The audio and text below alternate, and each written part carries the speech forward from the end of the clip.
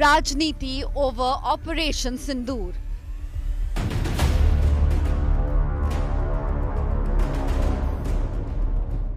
Rahul foreign policy in free fall.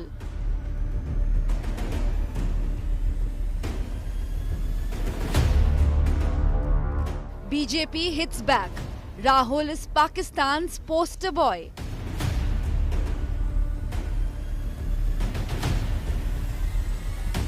Pakistan parrots terror narrative.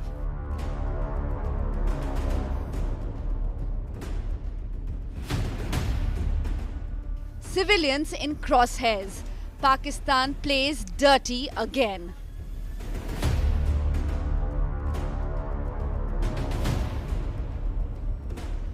Nepal route, new Pakistan pipeline. That is our top focus on 5 Live. Good evening and welcome to 5 Live. I'm Pooja Shali. Thank you so much for tuning in. Stay tuned because it's a power-packed show and we have several elements to help you understand what's been happening with regard to our neighbor nation and even the United States of America.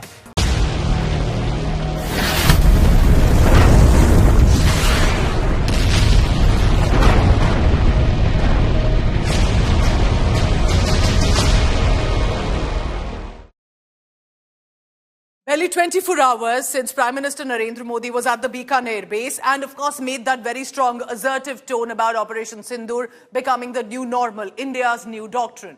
Political war erupted, full-on political escalation of war of words between the Congress and the BJP. Congress charging at Prime Minister Modi, and some of the strongest, nastiest remarks have come in the past 24 hours. Rahul Gandhi has jumped in against External Affairs Minister S. Jaishankar.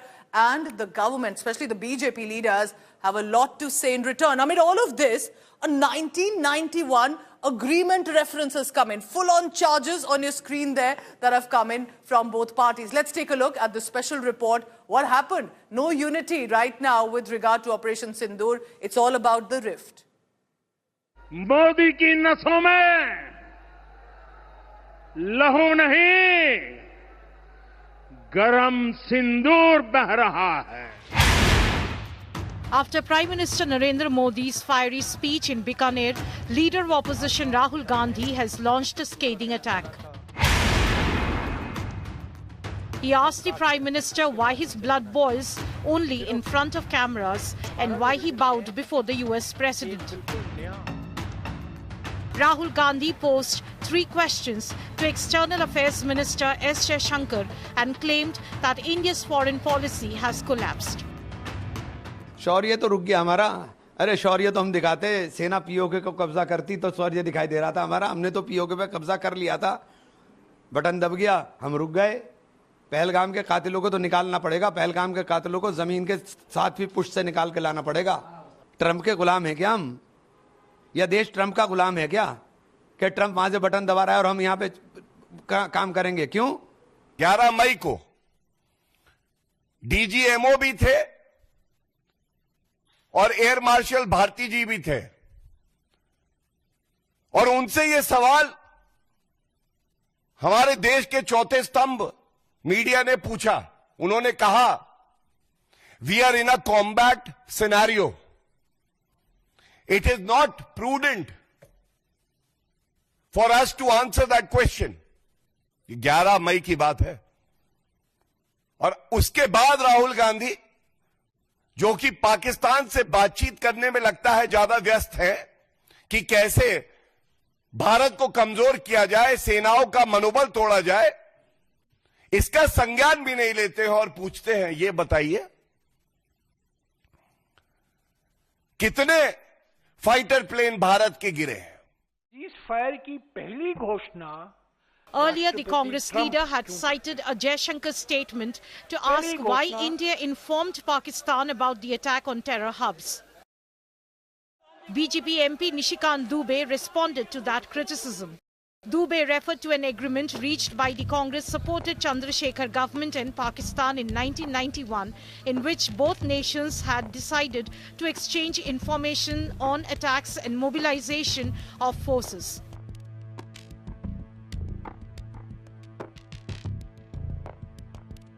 आपने तो हाथ काट के लिख दिया कि हमारी army कहां डिप्लॉय होगी, आपकी नेवी कहां डिप्लॉय होगी, आपका एयरफोर्स कैसे फंक्शन करेगा, वो कैसे एक्सरसाइज करेगा। तो ये सारी बातें क्या देशद्रोह नहीं है? कांग्रेस ने वोट बैंक की पॉलिटिक्स के लिए देश के साथ धोखा नहीं किया कि उनको बांग्लादेशी वोट बैंक चाहिए, उनको पाकिस्तानी वोट बैंक चाहिए। भारत सरकार को इसके ऊपर जो है देशद्रोह का मुकदमा चालू करना चाहिए और इस एग्रीमेंट के ऊपर जो एग्रीमेंट बनाने वाले थे, करने वाले थे, उनके ऊपर वो जिंदा है या नहीं जिंदा है वो उनका अपना सवाल है, लेकिन किस परिस्थिति में हुआ ये देश को बताना चाहिए और कांग्रेस के ऊपर एफआईआर करना चाहिए। ये शायद अप्रैल 1991 का साइन किया हुआ अग्रीमेंट है। ये अग्रीमेंट पीस टाइम का है। पीस टाइम में गलत फहमी ना हो दो देशों की सेनाओं के बीच में, थल सेना, वायु सेना, जल सेना मूवमेंट से, उसके बारे में है। सर्वप्रथम जो राहुल गांधी जी कह रहे थे वही सच है। जयशंकर जी ने इन्फॉर्म किया पाकिस्तान को और उसकी पुष्टि खुद बीजेपी कर रही है। जिस अग्रीमेंट का वो हवाला दे रही है वो पीस टाइम का अग्रीमेंट है। जयशंकर जी ने जब वॉर लाइक सिचुएशन थी तब इन्फॉर्म किया था। Meanwhile, AAP MP Sanjay Singh took a jibe at Prime Minister Modi and called him Sindoor ka saudagar. Modi ji salesman है, वो भारत के प्रधानमंत्री नहीं है। आप मर जाइए, आपके नाम पे वोट मिल सकता है, वो उसको बेच लेंगे। तो प्रधानमंत्री नरेंद्र मोदी एक निर्मम इंसान है। वो मौत के नाम पे, वो हत्या के नाम पे, वो आतंकवाद के नाम पे, वो जवानों की मौत के नाम पे वोट लेना जानते हैं। तो वो सिंदूर के सौदागर हैं, सिंदूर के सेल्समैन हैं और ये बात आज उन्होंने साबित की है। The war of words between the opposition and government over India-Pakistan tensions has been escalating day by day. Congress President Mallikarjun Kharge this week claimed the centre is fighting a small war against Pakistan. And Congress General Secretary Jairam Ramesh called India's diplomatic outreach just a PR exercise. With Piyush Mishra and Mausami Singh, Bureau Report, India Today. Let me now bring in India Today's Mausami Singh on 5 Live to help me understand what exactly is happening. Mausami, I see this assertive, aggressive strategy, some of the strongest remarks that have come in from Rahul Gandhi, from Imran Masood even, and others. At this juncture, why do you think that on one side of the Congress is sending to the multi-party delegation, they're also amping up this attack against the BJP? Clearly, Pooja, there is a realization in the Congress that the initial solidarity, notwithstanding, was with the armed and was in fact with the armed forces and not with the government. And perhaps a message had to be sent loud and clear to Pakistan is what they feel. But later on, the Congress realized that, domestic politics, they could lose important ground with the BJP, time and again, drumming up national sentiments. The Modi government considered strong, very strong on national security issues. And with the recent conflict with Pakistan, could reap dividends for the BJP in the upcoming assembly elections and also beef up the image of the Modi government. And clearly, the Congress started asking those questions. The charge was led by Rahul Gandhi, and they said that, international politics is a different ball game, but the BJP government needs to answer some pertinent questions as far as compromising on India's dignity, integrity, dignity, and in terms of security is concerned. So we've seen a turf war of sorts where a tit for tat has followed with the BJP. Mausami, stay on with me because, yes, I noticed that among the attacks and response that have come in from the Bharatiya Janata Party, they've brought in the 1991 India-Pakistan agreement when it was a Congress I-supported government, Chandrasekhar government, who was then the caretaker prime minister. It was during peacetime and it was about sharing information that joint military exercises will not be close to strategic locations. Troop movement has to be mentioned, including longitude, latitude and more. And that corps level and above, corps commander level and above will have to have a certain understanding and information shared. Why do you think the BJP is using that argument, the 1991 India-Pakistan Pact during peacetime, to charge against the Congress here? Very aggressive in terms of slamming Minister of External Affairs remarks, recent remarks, and constantly the Congress has been badgering the BJP on this one, saying, did Jaishankar compromise on India's security by divulging the details if his statement is true? Though the PIB has fact-checked that statement, the Foreign Secretary has said that no details were revealed to the Pakistan government or army until the first phase of Operation Sindoor was over.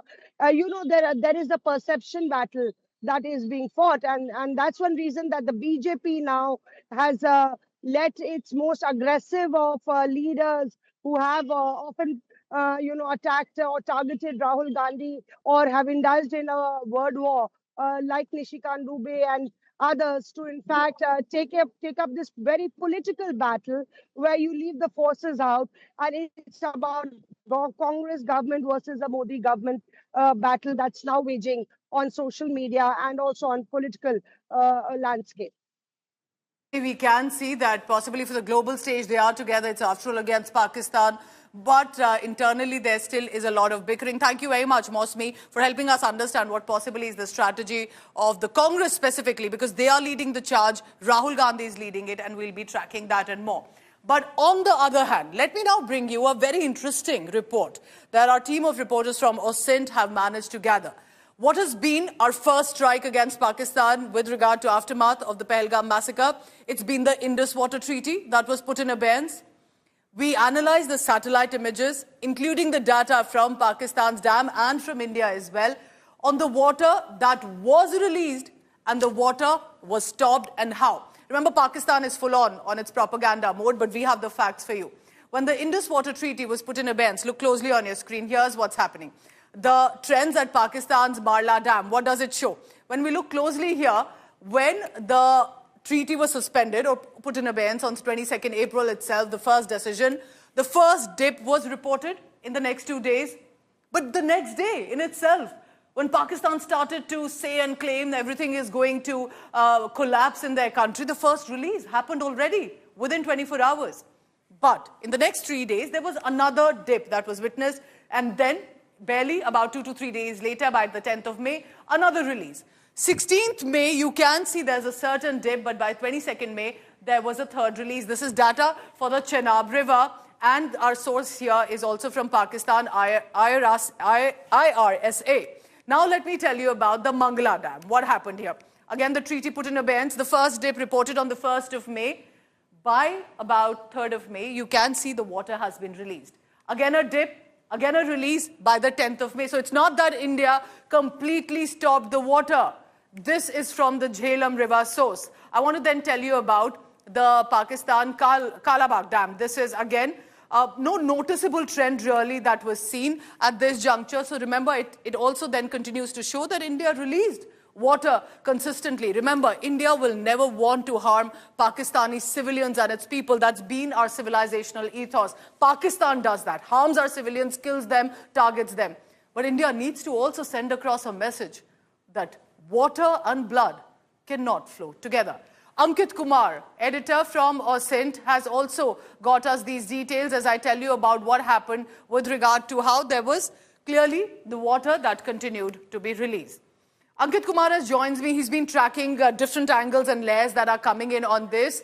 And it is at a juncture, as we put out this map, and we'll keep putting out the other two maps as well, for you to understand the graph that yes, India did hold back on the water, but immediately also released it.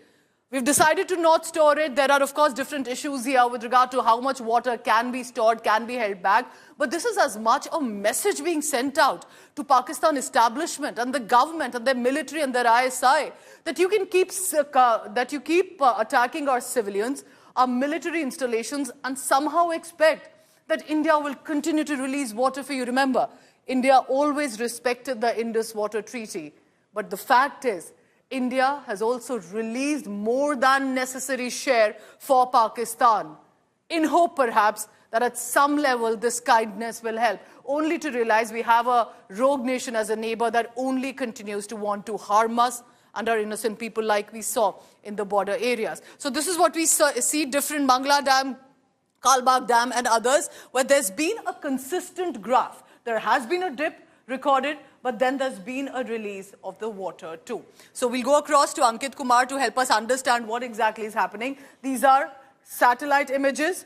This is also with regard to the data that we have first from Pakistan, but also, of course, corroborating with what India has. And you must have seen the visuals, especially in the Jammu region, remember, when the water level dipped to a certain extent, when even people were seen walking. This is all a messaging, remember, even before Operation Sindoor had happened. Look at that. So now we have the images on your screen as well to help you understand that before Pahalgam, of course, the water level was massive. This is the Baglihar Dam. This is in India. This is with regard to the Jammu region. And then when the flushing operations that took place. So these are some of the images to help you understand what precisely has been India's strategy and decision as well. Let me take you through to the Kishan Ganga Dam as well. What does it look like? At this juncture, remember, this was how it was before the water treaty suspension. Then all gates were opened as well.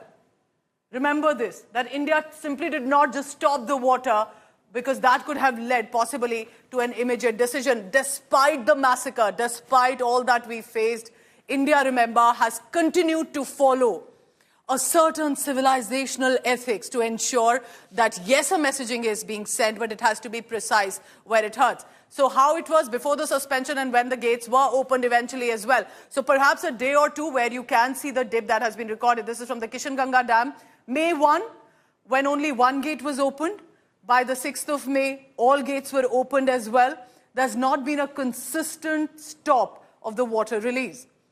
Again, May 14th, one gate opened. By the 21st of May, all gates were opened of the dam, the water that was released then into Pakistani territory.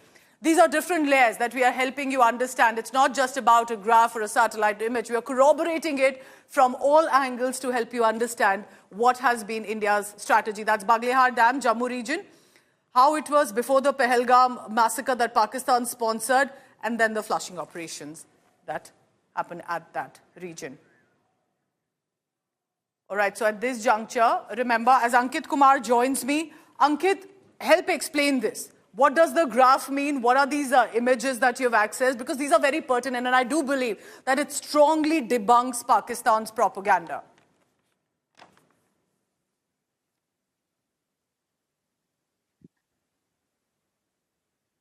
Ankit, if you can hear me, we are taking our viewer through the images that have come in from the Baglihar Dam, the Kishan Ganga Dam, and also the graphs that the OSIN team has sent to us, specifically with regard to how there's been, yes, a dip, but then the water is being released. In fact, in one of the dams, there's not been any noticeable trend when we looked at how India continued to release the water. So there was a messaging that was sent out. But the Indus flow also was very clear to see, especially at the Kalabagh Dam, there's been no noticeable trend of the dip. Ankit, go ahead.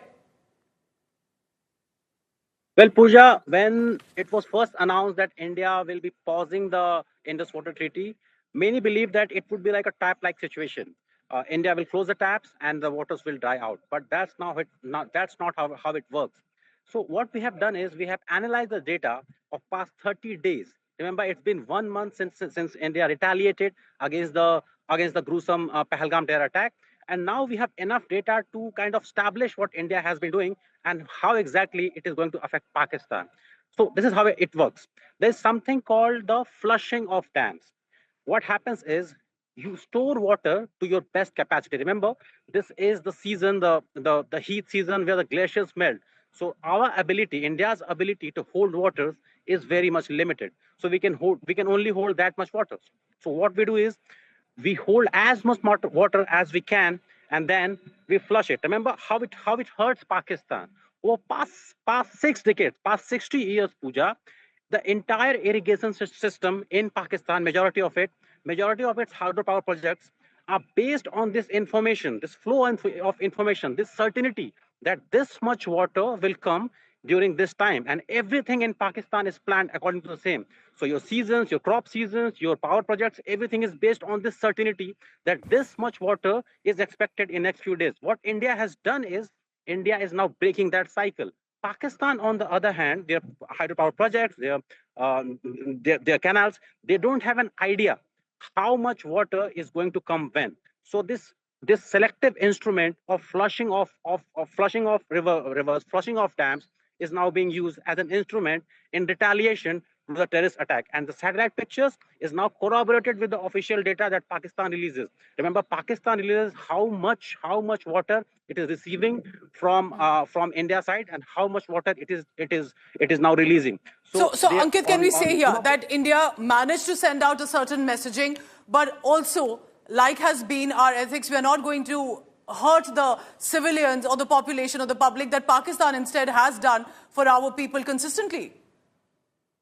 This is not going to hurt the civilians directly, but the policy makers in Pakistan who are deeply relying on IMF bailout, Pooja, they will have to consider, if their hydropower projects don't work as it has been planned, if they do not have enough certainty of water to plan their irrigation systems, it will be a concern from them. So from visual eyes, you will see there are days when water is there in Chenab, in Indus River, but the policy makers sitting in Islamabad, they will kind of feel that they don't have enough data to plan ahead. So their irrigation system, their hydropower projects, they are going to suffer. And remember, this is heat season. What is going to happen in dry season, in September, October? That is when the scarcity of water actually is reflected in provinces such as Sindh. You know, Pakistan already is facing problems along with Punjab.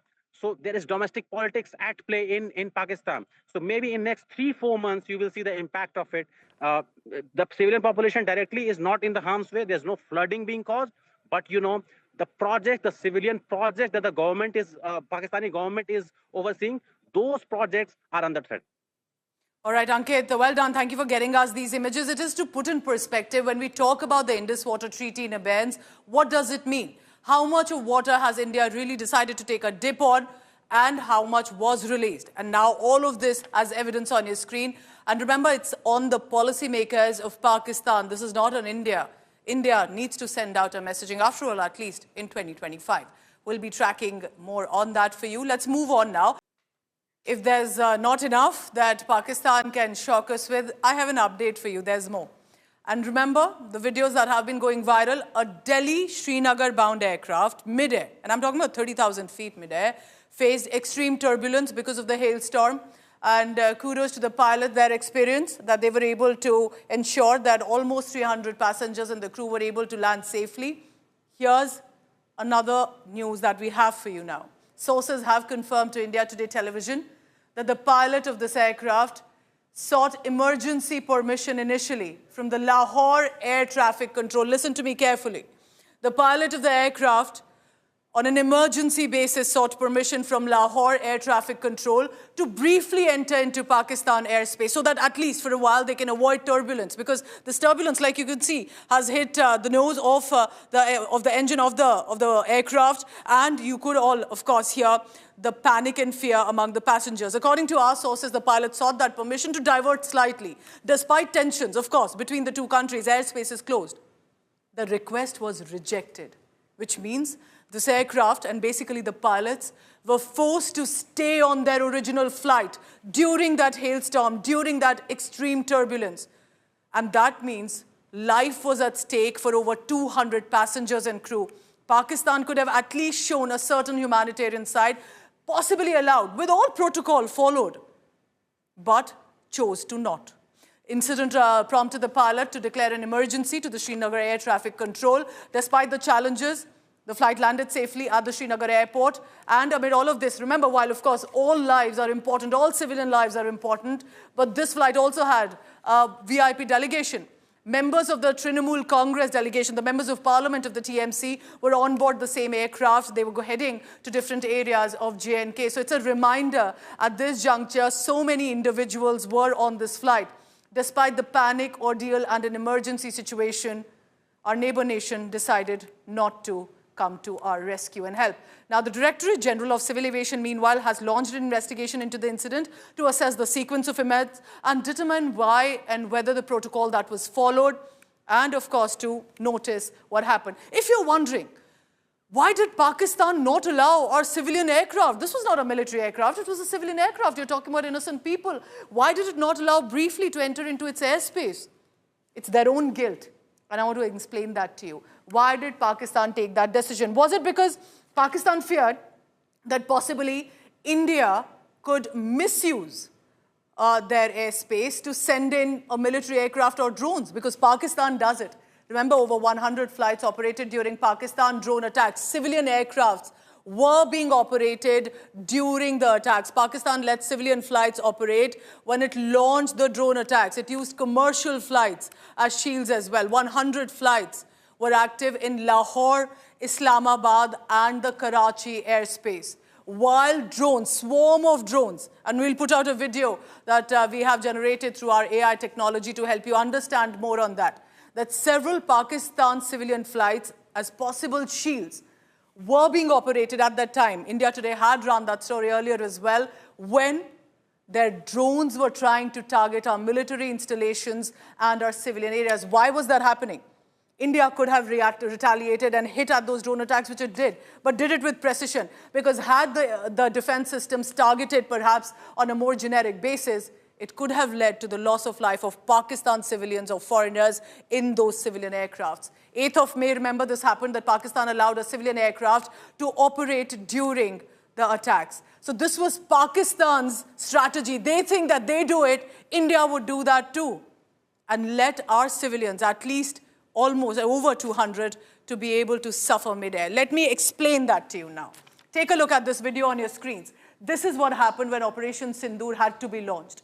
Pakistan, because of their own guilt, remember, see what you see. The civilian aircraft is behind and is around the area. This is, of course, as a representative image, that when the swarm of drones were being fired toward Indian territory, line of control, international border, our border areas, towards our civilian areas, towards our military installations, expecting, of course, the interception from India's air defense systems. At that point, Pakistan was flying its civilian aircrafts. Was it using its own civilians as a shield that India may not target because there are civilian aircrafts? And if India targets the drones, it may hit the civilian aircraft and they may be able to have more solidarity and sympathy. That's the kind of neighbor nation that we are dealing with. Moving on now, it's not just about mid-air. Pakistan consistently trying to cause interference at our different borders as well. I want to take you from the India-Pakistan border to the India-Nepal border now. This is a mega exclusive. Our reporters went on the ground. Samarth Srivastav found how there are now heightened alert with regard to the intelligence agencies at the border. What's happening at the India-Nepal border? Take a look.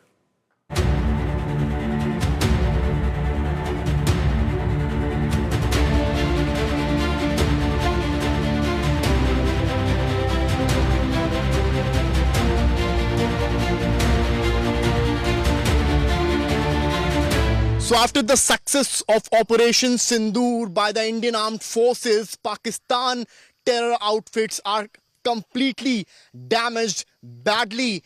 And now, but the danger is not over, as Pakistanis are trying hard to make their militants enter the Indian border. And to control that infiltration, SSB Jawans are posted here in the Indo-Nepal border, where India Today TV is currently reporting. We are present in a jungle where the combing operation by the SSB Jawans is on. So this is the pillar which in a way differentiates India from Pakistan. This is India from where we are, from where this combing operation is on, while on the other hand, that is Nepal.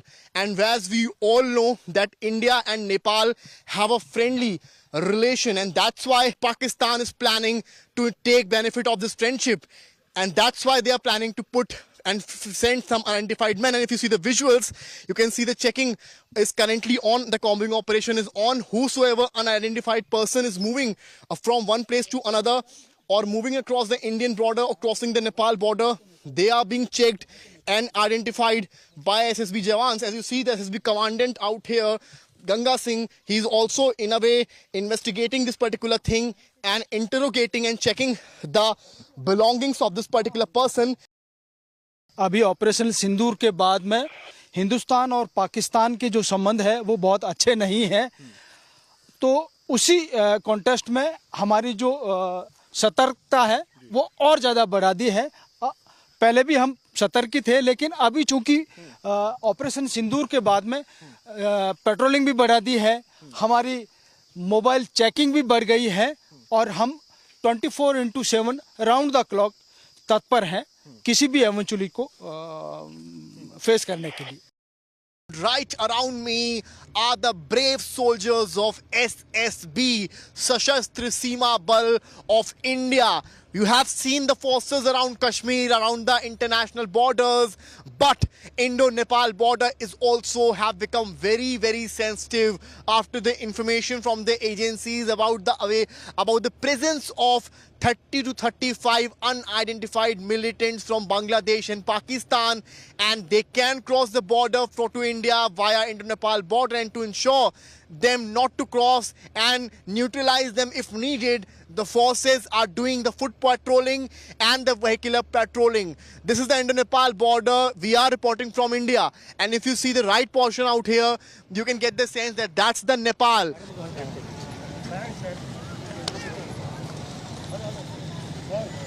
If you see the visuals out here, you can clearly get the sense how the SSB Jawans are ensuring the proper checking around the checkpost, and they are also stopping the people from Nepal because there is an alert about some movement of unidentified Pakistani nationals or militants, and that's why they are ensuring that dog squads are into action. And also if you see the IDs are being checked from the people coming from Nepal, or those who went to Nepal and now coming back to India, and you can clearly see how they are checking these particular IDs of those particular men.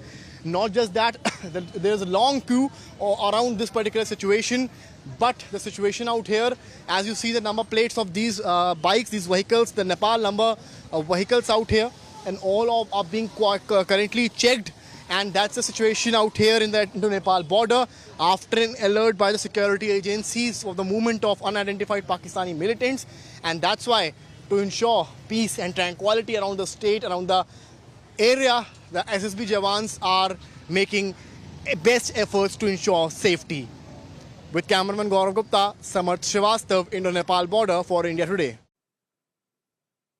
So this means that there is a heightened alert. It's not just India-Pakistan border, India, Nepal and other borders as well, because you just don't know where Pakistan's intelligence operatives are trying to infiltrate into the country. We'll be keeping a close watch on that. Big news coming in from the United States of America. It's a high-stakes showdown. Donald Trump administration has taken a huge decision. It's versus Harvard University.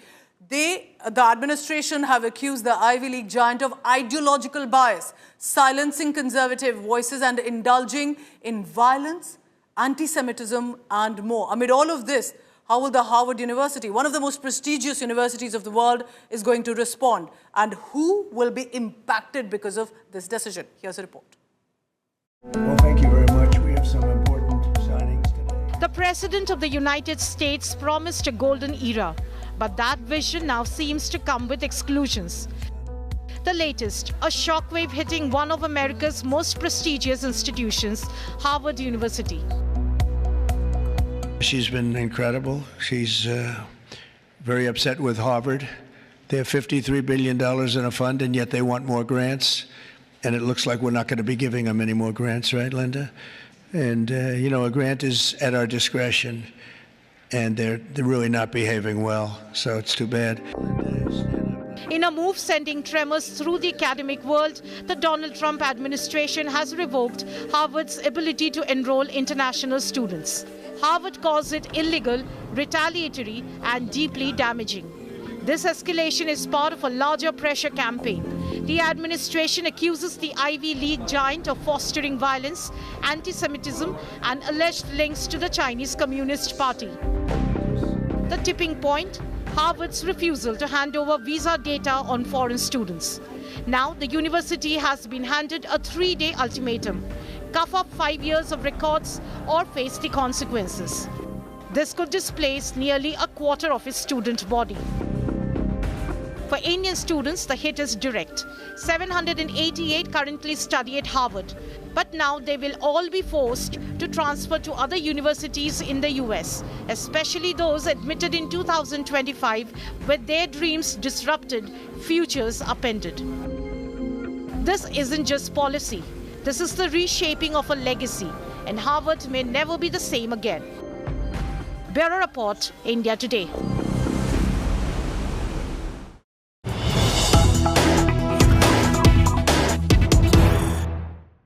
All right. right, big news coming in that it may not be directly related to the Trump order, but there could be a court stay coming in on this. Judge Jeffrey S. White of the Northern District of California has granted a temporary injunction protecting international students who were among thousands whose visas were revoked earlier this year. Now, there was no justification in it, to which it appears that now even the court saying uniformly wreaked havoc, likely exceeded the authority, acting arbitrarily and capriciously by the mass revocation of students' immigration status. This, remember, is with regard to a series of cases brought by international students whose SEVIS records were changed in a way, they said, that made their presence in America illegal. Now, they have said that the students were likely to prevail on their claim, and that is why this decision has come in. It's critical of the Trump administration. So even if it's not direct in connection to the Trump order on the Howard University, it is being seen as by the observers how possibly this ruling can impact, and if it can put a stay on the administration order that the Homeland Security Secretary has announced, that has come in, alleging Howard of fostering violence, anti-Semitism and coordinating with Chinese Communist Party. So a huge decision that has come in from the Trump administration, but could there be a legal fight that could be picked up from this?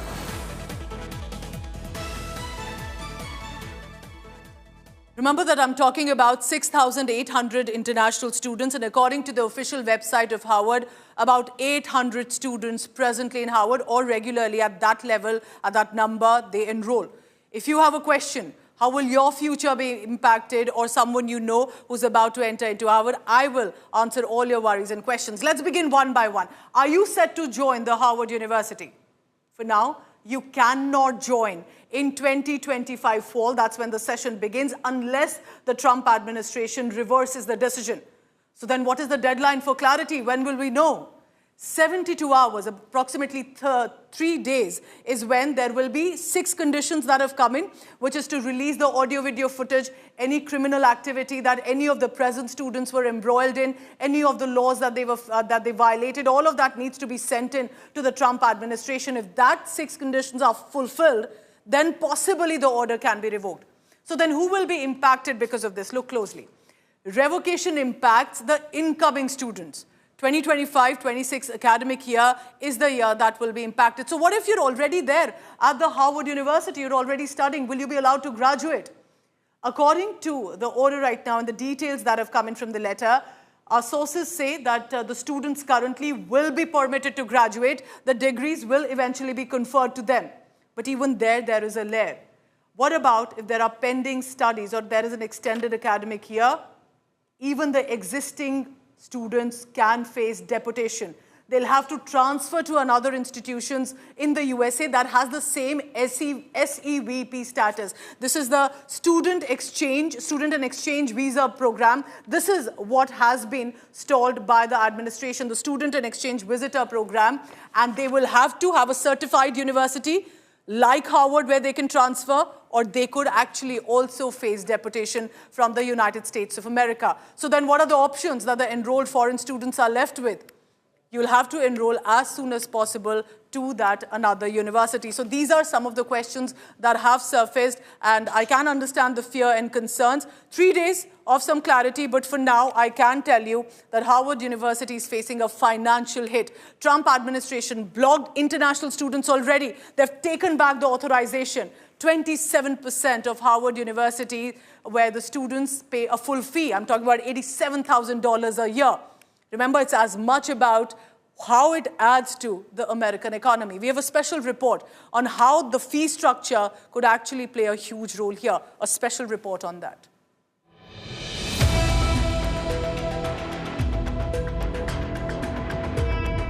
One of the most aspirational institutions of education in the world is now possibly closed to international students. In a major blow, the Trump administration has yanked Howard University's authorization to enroll international students. In what is being seen as a major escalation and a financial blow in the government's pressure campaign against the most prominent university in the United States of America, the federal government revoked Harvard's Student and Exchange Visitor Program certification, meaning foreign students can no longer attend the university via that program. Existing international students must transfer or lose their legal status. Anyone of F or J visa is now prohibited from attending the college. In its statement, the Department of Homeland Security accused Harvard's leadership of creating an unsafe campus environment. It said the anti-American, pro-terror agitators had been permitted to harass and even physically assault individuals, including many Jewish students. Foreign student visas are a privilege, not an entitlement. In particular, students cannot enter the United States if they provide support for designated terrorist organizations. They wouldn't be allowed to enter the United States. The Trump administration wants to remove students who've provided support to designated terrorist organizations like Hamas, and they want to be able to know which students have done that. So they want access to disciplinary records and to videos of protests. At Harvard, almost 6,800 students, 27% of the entire student body, comes from other countries. This is considerably higher than 19.6% in 2006. Like many American universities, it relies on their tuition payments, which are often full fee, several times higher than what American students pay. In 2024, nearly 22% of Harvard's income was from the fee structure. A foreign student pays up to $87,000 a year in fees. This is inclusive of the tuition, boarding, and lodging.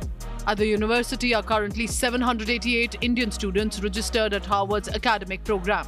The Trump administration has, however, left a window open, saying Harvard can be allowed international students again if it provides information on 6 issues within 72 hours. First, all details of illegal activities by non-immigrant students in past 5 years. Second, video evidence of violent activities by these students. Third, video evidence of threats made to others by non-immigrant students again. Fourth, or details of deprivation of rights of other students.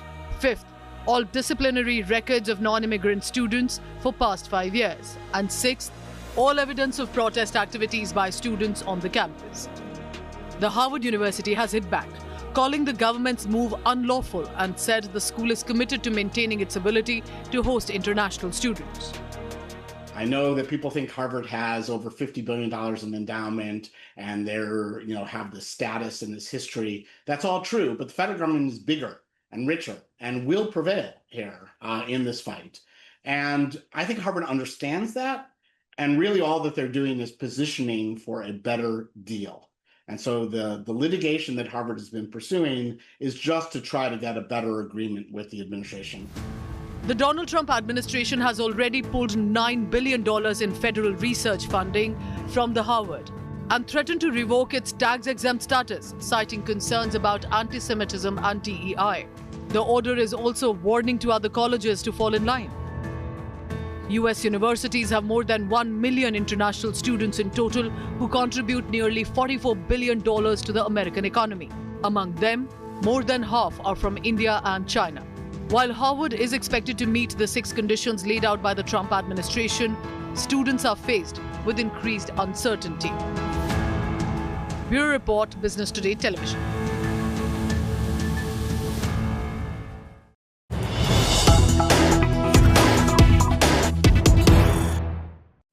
Huge news coming in from Donald Trump administration. This is from the President of America, who's put out a statement against India in many ways and said, I've long ago informed Tim Cook of Apple. I expect their iPhones will be sold in the USA, will be manufactured and built in the USA, not in India. And if that does not happen, a tariff of at least 25% must be paid by Apple to the USA. This is a huge comment that has come in from Donald Trump.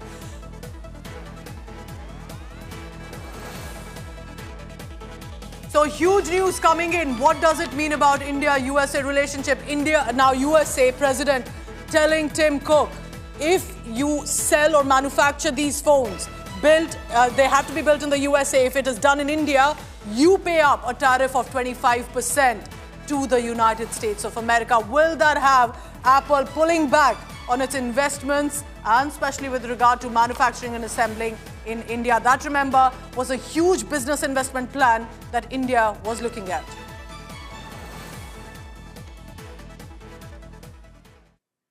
So a lot of consistent developments coming in from the United States of America. We'll be tracking that and more. And how will India ensure that our domestic interests are safe too? On that note, I'm wrapping up 5 Live. Thank you very much for watching.